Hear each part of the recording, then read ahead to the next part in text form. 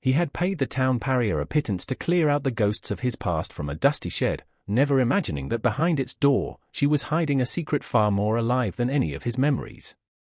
The man was Elias Thorne, a blacksmith whose heart had been forged in grief and quenched in silence.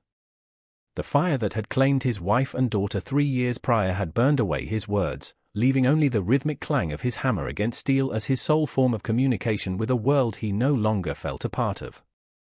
His forge sat at the very edge of Redemption Creek, a Montana settlement that clung to the dusty plains like a stubborn burr. It was late autumn in the year of our Lord, 1883, and the wind carried the first bitter promise of a hard winter. The sun bled a weak, watery orange across the vast, indifferent sky, illuminating the woman walking toward him. Her name was Elara Vance, and she was a ghost of a different sort. She was not dead, but she was invisible to the good people of Redemption Creek. They looked through her, their gazes sliding past as if she were made of smoke and shame. Jedediah Blackwood, the town's land baron and self-appointed moral compass, had seen to that. From his perch on the porch of the general store, he watched her now, his lips curled into a sneer of profound satisfaction. He had broken her, and her continued existence was a testament to his power. Elara clutched her thin shawl, the fabric doing little to ward off the cold that came not just from the wind, but from the stairs that followed her down the town's only street. She walked with her head down, her steps measured, as if expecting the very ground to open up and swallow her. When she reached Elias Thorne's smithy, the air was thick with the scent of coal smoke and hot iron. He stood by the great, dark shape of a shed that sagged beside his home, a place he hadn't entered since he'd locked it 3 years ago. Inside were the remnants of another life, a rocking chair his wife, Mary, had loved, a cradle he had built with his own hands, boxes of tiny clothes and worn books. They were relics of a joy so complete it now felt like a lie. He didn't look at Elara's face, only at her worn boots and the frayed hem of her dress. "The shed," he said, his voice a low rumble, rusty from disuse. He held out a heavy iron key. "Clear it out. Burn what's worthless. Stack the rest." He pressed a few coins into her hand, not enough for the work, but enough to confirm her desperation. It was a cruel transaction, and a part of him, the part that still remembered being a husband and a father, recoiled from it. But the grief was a fortress, and its walls were high. Elara's fingers, cold and slender, brushed his for a fleeting second. She didn't speak, only nodded, her eyes fixed on the key in her palm as if it were a verdict. He watched her fit the key into the lock. The screech of the rusted metal was a sound of protest, a cry from the past he was trying to exorcise. She pushed the heavy door open, stepping from the pale autumn light into the waiting darkness. For 3 days, a grim routine was established. He worked, the relentless rhythm of his hammer a counterpoint to the faint sounds of scraping and shifting from the shed. He never saw her eat or rest. She was simply there at dawn and gone by dusk, a wraith paid to handle his ghosts. On the 4th day, his flour sack was empty. A trip to town was unavoidable. He thought of her then, a fleeting, unwelcome flicker of concern. It was a long walk, and the wind was cruel. He strode toward the shed, his boots crunching on the frosted earth. He would ask if she required anything. It was simple courtesy, nothing more. As he neared the door, which was slightly ajar, he heard it. Not the sound of shifting furniture, but a soft, mewling cry, as fragile as a sparrow's heartbeat. It was a sound he knew in his bones, a sound that had been stolen from his world. He froze, his hand outstretched. Silence fell. He knocked, the sound unnaturally loud in the quiet air. "Miss Vance?" No reply. Only a hushed, soothing whisper from within. His heart began a slow, heavy drum against his ribs. He knocked again, harder. Miss Vance, when silence was his only answer, a cold dread, sharp and familiar, snaked around his chest. He pushed the door open. The light sliced through the dusty gloom, illuminating a scene that shattered the foundations of his solitude. Elara was not standing amidst his tragic history. She was huddled in a cleared-out corner, her back to the door.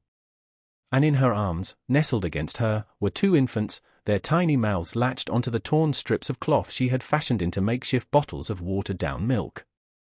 She was feeding twin babies, her body curved around them like a shield, her face a portrait of fierce, desperate love. The shed was no longer a tomb of memories, it had become a secret, hidden nursery. The sight struck Elias with the force of a physical blow. The air left his lungs in a silent rush. For 3 years, the world had been muted, leached of color and life.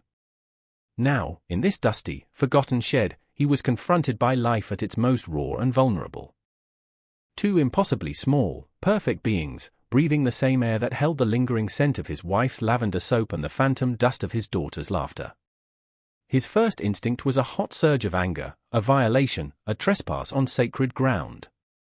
This was his space of mourning, his private mausoleum. But the anger flickered and died as he looked, truly looked, at Elara. Her shoulders were hunched in terror. She had gone utterly still, expecting a roar of outrage, the casting out she had grown so accustomed to. Her eyes, wide and filled with a hunted, pleading light, finally met his. In them, he saw not deceit, but a desperation so profound it was a prayer. He saw the bone-deep weariness of a mother fighting to keep her children alive in a world that wished them gone. The fortress of his grief, so carefully constructed, trembled. A single crack appeared in the wall of his isolation. He thought of Mary, of the way she held their Sarah, with that same look of absolute, world-ending devotion. He saw the same ferocity in this stranger, this town pariah. His gaze fell upon the meager setup. A corner swept clean. An old, moth-eaten horse blanket laid out as a pallet. And his wife's wedding quilt, the one with the pattern of 9-patch stars she'd spent a winter stitching, was carefully folded, creating a soft nest for the infants. He should have felt rage at the sacrilege. Instead, a strange, aching tenderness bloomed in his chest. The quilt was being used not to comfort the dead, but to warm the living. Without a word, he backed away, pulling the heavy door closed with a soft click that sounded like an agreement. Elara listened, her heart hammering against her ribs, waiting for the sound of his receding footsteps, for the silence that would mean she was once again, utterly alone. But the footsteps returned. The door creaked open just enough for him to place something on the floor inside. A brown-wrapped parcel of bread, still warm from his oven. A thick slice of smoked ham. A quart jar of fresh milk from the cow he barely tended. He set them down just inside the threshold and closed the door again. And then he was gone. Elara stared at the offerings, tears blurring her vision until the simple gifts became shimmering beacons in the gloom. It was not forgiveness. It was not acceptance. It was something far more precious, a reprieve. A silent acknowledgement. And so began their unspoken pact. Each morning, he would leave a basket by the shed door containing food, firewood, and sometimes, a bar of soap or a clean rag. He never knocked. He never spoke of the babies. He never looked inside. He simply provided. And she, in turn, continued her work. The shed began to transform. On one side, his past was being meticulously organized. Furniture was draped in clean cloths, boxes were neatly stacked and labeled in her careful script. On the other side, a small, defiant pocket of life flourished. The corner became warmer, cleaner. He noticed she had found his wife's old sewing kit and was painstakingly mending the tears in the wedding quilt, her stitches small and even. One morning, he left a pile of soft leather scraps near the woodpile. By evening, he saw through a crack in the wall that she had fashioned 2 tiny, soft-soled shoes. Another day, he left a block of smooth, fine-grained pine. A week later, he saw one of the infants clutching a small, crudely carved, but recognizably shaped, wooden duck. He was giving her the pieces of his old life, and she was building a new one right beside the ruins of his own. The clang of his hammer began to soften. The fire in his forge seemed less a thing of destruction and more a source of warmth that reached all the way to the shed. He was no longer just a widower, a man defined by his loss. He was a guardian. A silent protector of the secret that lay sleeping just a few yards from his door. The fragile piece of their silent arrangement was shattered by the sky itself. Winter did not arrive gently that year, it fell from the heavens like a hammer blow. a blizzard descended upon Redemption Creek, a swirling, furious vortex of white that erased the horizon and buried the world in a shroud of impenetrable snow. The wind screamed like a banshee, tearing at the shingles of his roof and rattling the very bones of his house. It was a storm that mirrored the cold fury Elias felt growing in his own soul, a fury directed at a town that could leave a woman and her babies to the mercy of such a night. For 2 days, he was trapped in his house, the world outside a formless, roaring chaos. But his thoughts were not on his own comfort. They were in the shed. He pictured the thin plank walls, the gaps where the wind would knife through, the cold seeping up from the frozen earth. He imagined Elara, a lone sentinel, trying to shield her infants from a cold that could steal the breath from their lungs. The thought was a shard of ice in his gut. On the 3rd day, the storm raged on, but he could wait no longer. He pulled on his heaviest coat, wrapped a scarf around his face, and plunged into the maelstrom. The snow was waist-deep, the wind a solid wall he had to fight with every step. It was a battle to cross the mere 30 yards to the shed. When he finally reached the door, it was crusted with ice. He threw his shoulder against it, the wood groaning in protest. He stumbled inside, bringing a swirl of snow and biting wind with him. The scene within stopped his heart. Elara was on the floor, her own thin shawl and the wedding quilt wrapped around the 2 tiny bundles in her arms. She was rocking them, her body a frail barrier against the elements, her face pale and etched with exhaustion. One of the babies was making a terrible sound, a dry, shallow cough that spoke of lungs filling with ice. Her lips were blue.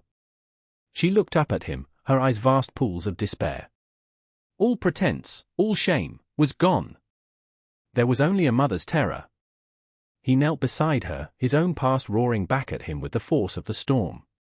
He remembered another cold night, the smell of smoke, the frantic, useless race against the flames.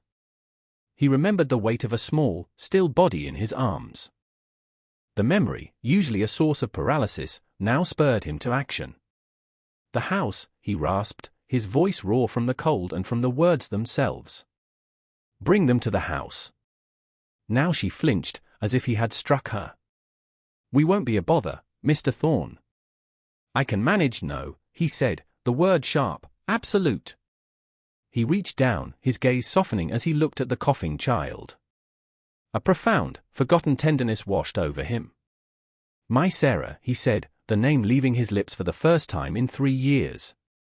It felt like breaking open a wound, but instead of pain, there was release. She was small like that. Always catching a chill, the confession hung in the frigid air between them, a bridge across the chasm of their separate sorrows. Elara's stoic facade finally crumbled. A choked sob escaped her, and then the tears came, silent and hot, carving paths through the grime on her cheeks.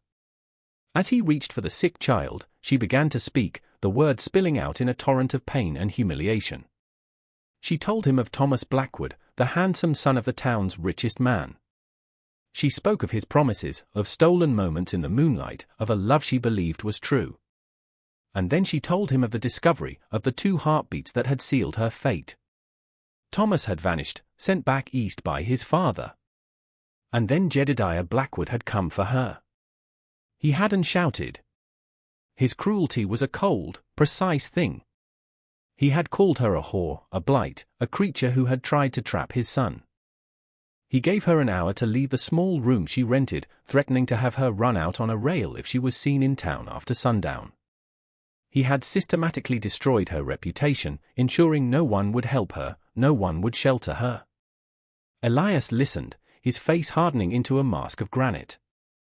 Each word she spoke stoked the fire in his forge, turning his protective instinct into a cold, lethal rage. He gently gathered up the sicker twin, tucking the tiny body inside his thick wool coat. The baby's fragile weight against his chest was both an echo of an unbearable loss and the promise of a fight to come. He stood, a bulwark against the storm raging both outside and in. Come, he said, his voice no longer rusty, but clear and strong as the steel he forged. Let's get them warm. He led the way, carving a path through the snow, carrying one half of her world while she followed, clutching the other. They left the cold, dark shed behind and stepped into the warmth of his home, into the light of his hearth. The storm outside eventually exhausted itself, leaving behind a world of pristine, silent white. But inside Elias Thorne's house, a different kind of quiet settled. It was not the empty silence of grief, but the peaceful hush of a home sheltering new life. Elara and the twins, whom she quietly named Luke and Lena, did not return to the shed. It was an unspoken truth. The cradle he had once built for Sarah was brought in from the cold, cleaned, and placed by the hearth. At first, Elara moved through his house like a phantom, terrified of leaving a mark, of taking up too much space. She washed their few clothes and linens by hand, cooked the food he provided on his stove, and nursed the babies back to health with a fierce, quiet devotion. Lena's cough subsided, replaced by the healthy, demanding cries of a thriving infant. Elias watched it all from the periphery. He would sit at his table, mending a piece of tack, and listen to the soft lullabies she hummed. The sounds filled the hollow spaces in the house, plastering over the cracks in his soul. The house began to feel less like a tomb and more like a home. One evening, as she rocked the twins by the fire, he sat at his workbench, a piece of pine in his hand. With slow, deliberate strokes of his whittling knife, he began to carve. He worked for hours, the shavings falling like soft snow around his boots. When he was done, he had two small, perfectly rendered birds, their wings poised for flight. He sanded them until they were smooth as river stones and placed them on the mantelpiece above the sleeping infants. He didn't say a word, but Elara saw the gift. Her eyes met his across the room, and in that shared glance, a new chapter was written. He was no longer just her protector, he was becoming something more. As the great thaw began, melting the snow and turning the world to mud, word of the arrangement trickled into town. Whispers followed Elias when he went for supplies. Jedediah Blackwood heard them. To him, Elara was not a person but a loose thread in the pristine tapestry of his family's reputation. A thread he intended to snip. One bright, cold morning, he rode out to the smithy, flanked by two rough-looking men he kept on his payroll. He found Elara outside, hanging the baby's white nappies on a line Elias had strung for her. The sight of this domestic tranquility, this evidence of her survival, fueled his rage. He dismounted, his expensive boot sinking into the mud.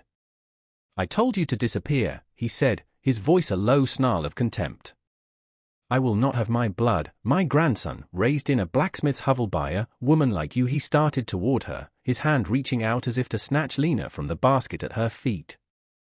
Elara backed away, her heart seizing with pure terror. She opened her mouth to scream, but no sound came out. At that moment, the door to the forge slammed open. Elias emerged, silhouetted against the roaring fire within. He held a heavy forging hammer in one hand, its weight resting comfortably in his grip. His face, illuminated by the hellish glow, was a study in cold, absolute fury. "She is not yours to touch," he said, his voice dangerously calm. "And they are not yours to claim." Blackwood's hired men took a step forward, but stopped dead when they saw Elias's eyes. There was no fear in them, no hesitation. There was only the terrifying resolve of a man who had already lost everything he ever loved and had just found a reason to kill to protect what remained.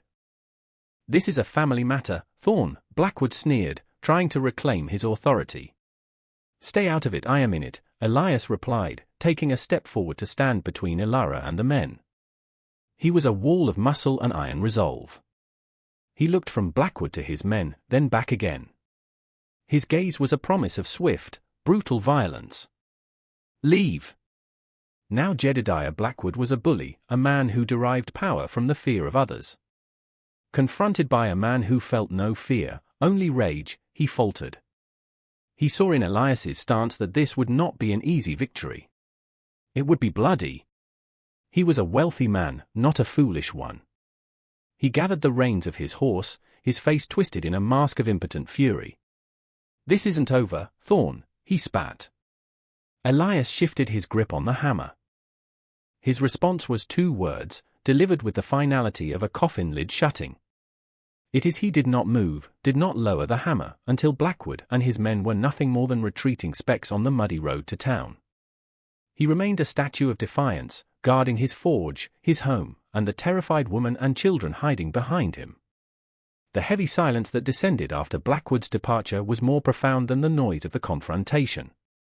The air still crackled with leftover adrenaline. Elara was shaking, her hands pressed to her mouth, her eyes fixed on Elias's broad back. He stood there for a long moment, a sentinel watching over a vanquished territory, the hammer still held loosely at his side. Finally, he turned. The cold fury in his eyes had softened into a deep, steady concern. He looked at her, at the laundry line with its tiny white flags of surrender and hope, at the baskets holding her sleeping children.